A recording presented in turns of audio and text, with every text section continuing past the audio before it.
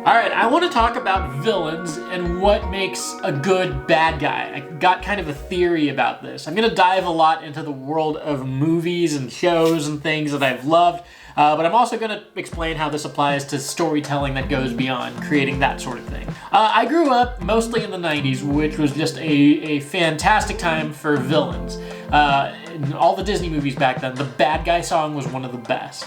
One of the best animated series of that era, really of all time, was Batman the Animated Series, and we all know Batman's just got an embarrassment of riches when it comes to good villains. And now I think there's like a de-emphasis on villains, like a lot of Disney movies don't even have like an outright bad guy.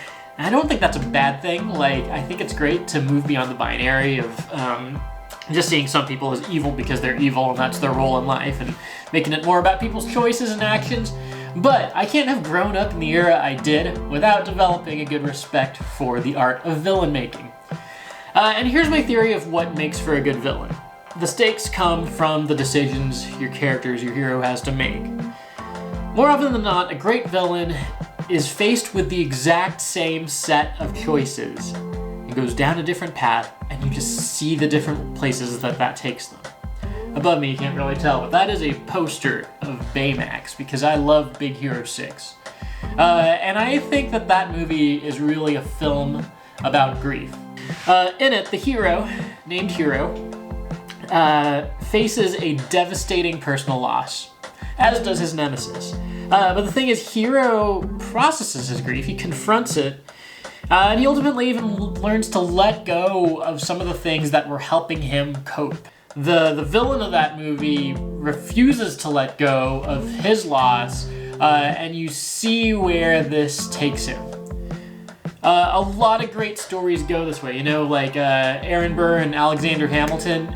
In Hamilton the musical, I don't know enough about the historical figures to infer these things, but you see they're both faced with choices of how they're gonna evolve over time as they become dads, as their stories progress.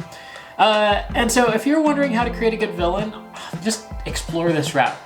And now, maybe you're not coming up with like a big work of fiction like a Pixar movie or something, but you do storytelling as a way to get people to care about a cause.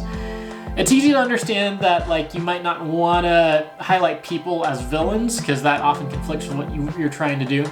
But consider this, every great story comes out of conflict.